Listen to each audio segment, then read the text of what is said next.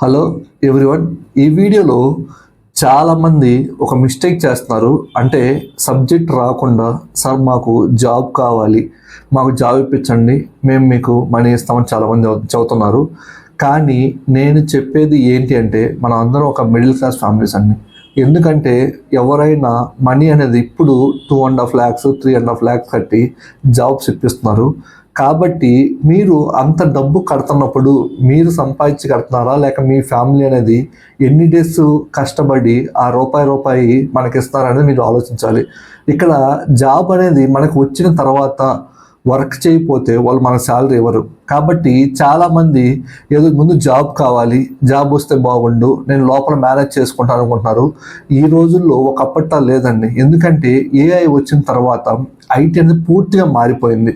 ఎందుకంటే ఇంతకుముందు చేసే వర్క్ డిఫరెంట్గా ఉంటుంది, ఇప్పుడు చేసే వర్క్ డిఫరెంట్గా ఉంటుంది.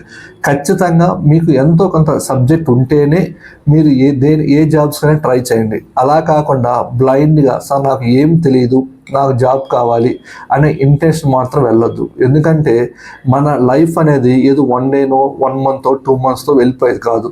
ఎందుకంటే నెక్స్ట్ 10 years 20 years మనం ఎలా ఉండాలి, మన ఫ్యామిలీస్ ఎలా చూసుకోవాలి, మనం మ్యారేజ్ ఎలా చేసుకోవాలి అనే ఇంటెన్షన్తో మనం జాబ్ అనేది స్టార్ట్ చేస్తాము.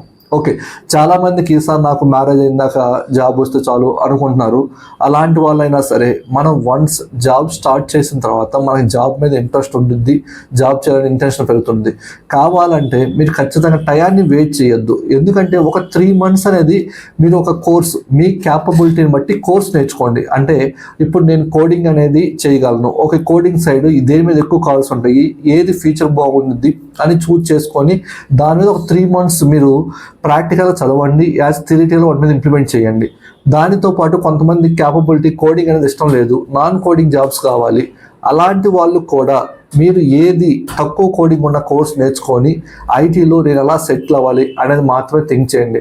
ఎందుకంటే ప్రతి ఒక్క పేరెంట్స్ మా అబ్బాయి కానీ మా అమ్మాయి కానీ సెటిల్ అయితే బాగుండు, వాళ్ళ ఫ్యూచర్ బాగుండాలని ఏ ఫ్యామిలీ అని కోరుకుంటుందండి. కాబట్టి ఏదో ఇంట్లో వాళ్ళు మీ హ్యాపీనెస్ కోసం 4 లక్షలు కాదు 5 లక్షలు ఇచ్చి మీకు జాబ్ ఇప్పిస్తారు. ఆ జాబ్ ఇప్పించిన తర్వాత మీరు ఎన్ని రోజులు ఐటీలో సర్వే అవ్వగలరు అనేది మాత్రమే ఆలోచించండి. ఇక్కడ డబ్బు మ్యాటర్ కాదు, మీ కెరీర్ని మీరు ఎలా ప్రాపర్గా వెళ్తున్నాడు అనేది.